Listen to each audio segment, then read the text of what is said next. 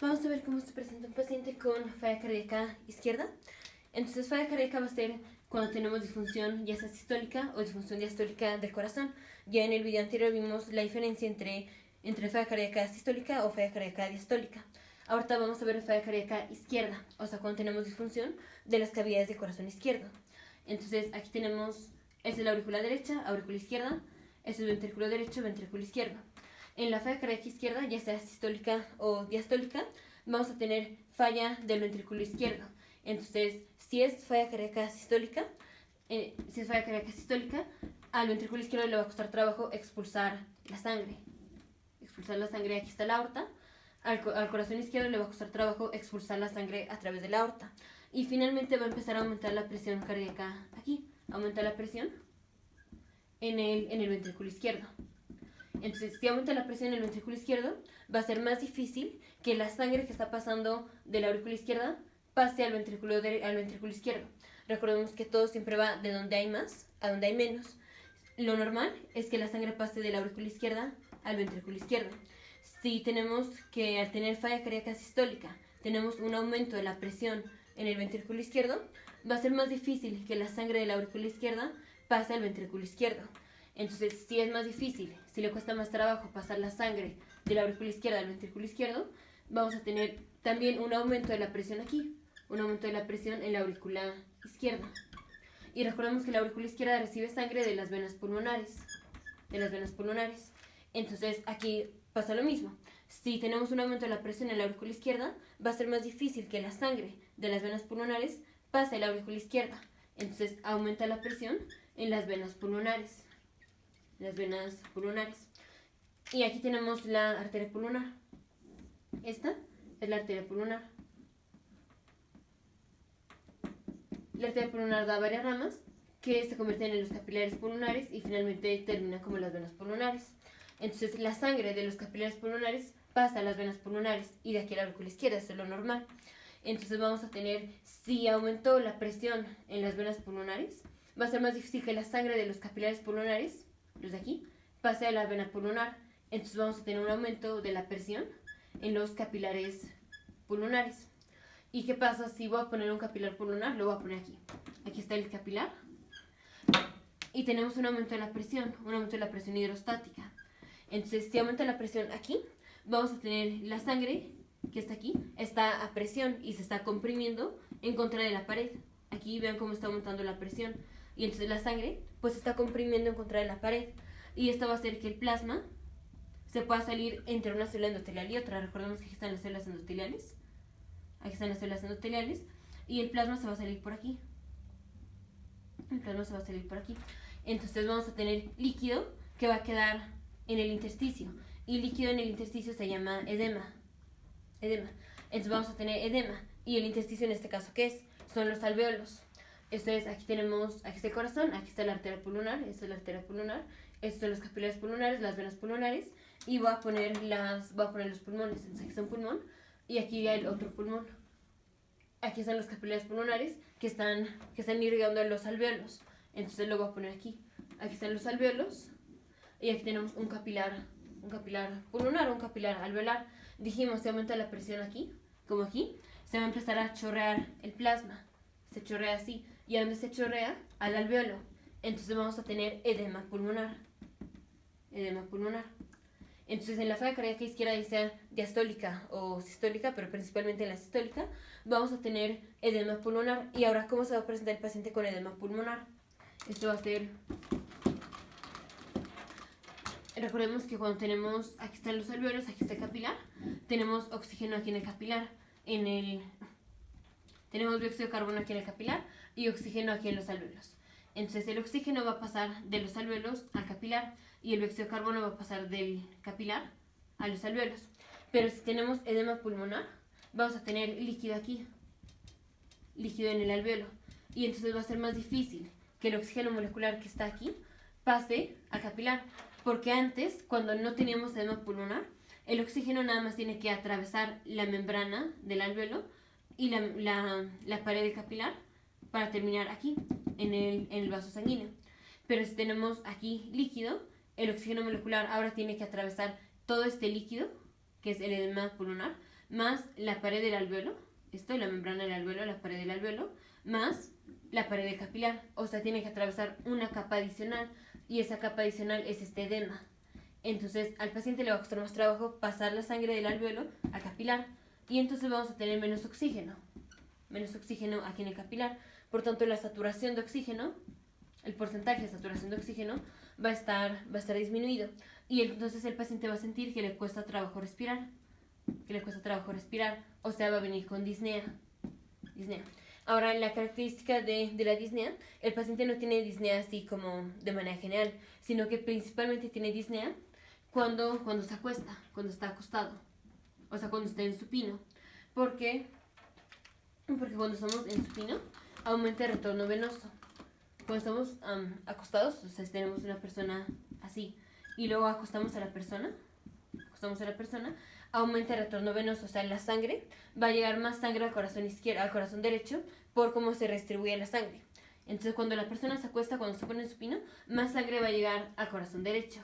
Y si tenemos más sangre que llega al corazón derecho, va a ser más sangre que va a expulsar el corazón derecho. Y si expulsamos más sangre del corazón derecho, es más sangre que le va a llegar al corazón izquierdo. Pero recordemos que el corazón izquierdo tiene falla cardíaca, o sea, le está costando trabajo expulsar la sangre. Y si le cuesta trabajo expulsar la sangre, ya dijimos que iba a haber un aumento de la presión en la aurícula izquierda y por tanto un aumento de la presión en las venas pulmonares y los capilares pulmonares, y era lo que nos daba el edema pulmonar. Pero si al haber aumentado el retorno venoso, más sangre le va a llegar a la aurícula izquierda y más al ventrículo izquierdo, más trabajo le va a costar expulsar la sangre, porque es más sangre que tiene, y si de por sí le costaba trabajo con la sangre que tenía, si recibe más sangre, más trabajo le va a costar. Y entonces va a aumentar más la presión en el ventrículo izquierdo, aumenta más la presión en la aurícula izquierda, más en las venas pulmonares y por tanto más en los capilares pulmonares. Y es ahí cuando el paciente va a venir con la sintomatología del edema pulmonar. Entonces, esto se llama ortopnea. Ortopnea es que el paciente va a tener disnea cuando está en posición supino, cuando está acostado. Otra es la disnea paroxística nocturna, que esto es, el paciente está dormido y se despierta por la disnea. Por esto mismo, porque cuando se acuesta, aumenta el retorno venoso, más sangre que le va a llegar finalmente al corazón izquierdo y entonces más trabajo que le va a costar expulsar la sangre, más edema pulmonar. Esto es disnea paroxística nocturna, que el paciente se despierta con dificultad respiratoria. Lo que hacen los pacientes es, sienten que les falta oxígeno, pero no es que les falte oxígeno en los pulmones, lo que pasa es que tienen edema pulmonar. Entonces sus alvéolos sí están funcionando bien, solo no pueden difundir el oxígeno, o sea, el oxígeno no puede pasar de aquí a acá por el edema pulmonar que tenemos aquí. Y lo que hacen los pacientes es, de súbito se paran porque tienen disnea y generalmente se acercan a la ventana como si quisieran tratar de agarrar todo el oxígeno, tratar de inspirar todo el oxígeno. Y obviamente el paciente va a mejorar, se le van a quitar los síntomas o va a mejorar, pero la razón por la que mejora no es porque se haya ido a la ventana y que esté respirando más oxígeno. De hecho va a respirar la misma cantidad de oxígeno porque es la presión atmosférica. La razón por la que va a mejorar es porque ya se para. Al irse a la ventana se va a parar y al pararse disminuye el retorno venoso. Dijimos, si al ponerse en posición supino aumenta el retorno venoso, cuando el paciente se para va a disminuir el retorno venoso, o sea, menos sangre que le va a llegar al corazón derecho y por tanto menos sangre que va a recibir el corazón izquierdo y entonces menos trabajo que tiene que hacer. Obviamente le va a seguir costando expulsar la sangre al corazón izquierdo, pero ya le va a costar menos trabajo porque el paciente se paró y entonces el paciente va a mejorar, pero no porque haya respirado más oxígeno de la ventana. Obviamente va a respirar la misma cantidad de oxígeno, pero por lo que mejora es porque se para. Y así lo van a referir los pacientes. Como que en la noche están dormidos y de repente vienen con dificultad respiratoria y se paran y cuando van a la ventana mejoran. Pero no es por ir a la ventana, es porque se paran. También los pacientes pues van a venir con edema pulmonar y no solo con edema pulmonar, sino si aumenta mucho la presión aquí en el capilar se puede romper. Entonces vamos a tener ruptura de los capilares alveolares.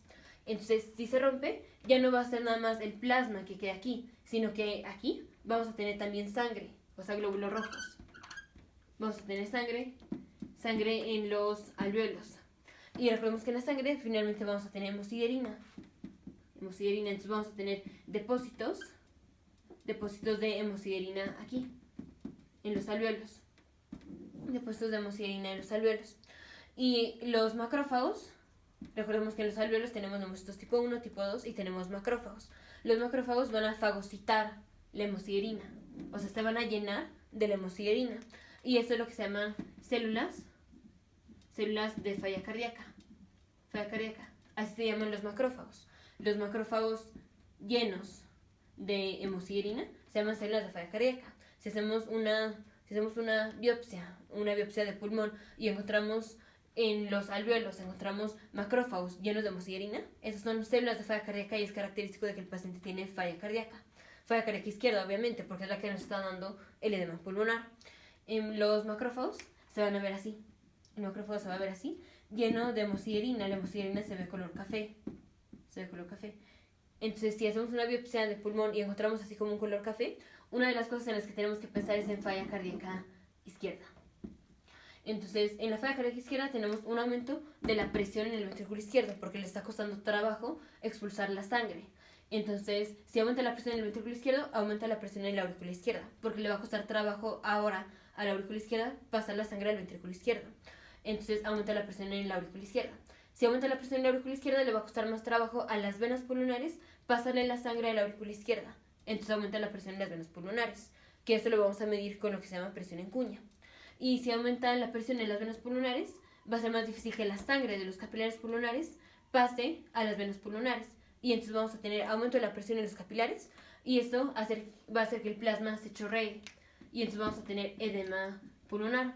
Ahora el paciente va a venir con sintomatología de edema pulmonar, que esto va a ser ortopnea, que es el paciente cuando se acuesta, cuando se pone en supino, va a tener dificultad respiratoria, porque cuando se pone en supino aumenta el retorno venoso, o sea, más sangre que va a llegar al ventrículo izquierdo, o sea, al corazón derecho, y finalmente si llega más sangre al corazón derecho, llega más sangre al corazón izquierdo. Si de por sí le costaba trabajo expulsar la sangre al corazón izquierdo, si recibe más sangre, más trabajo le va a costar, más aumentan las presiones y por tanto vamos a tener más edema pulmonar. Y ahora sí el paciente va a venir con la sintomatología de edema pulmonar.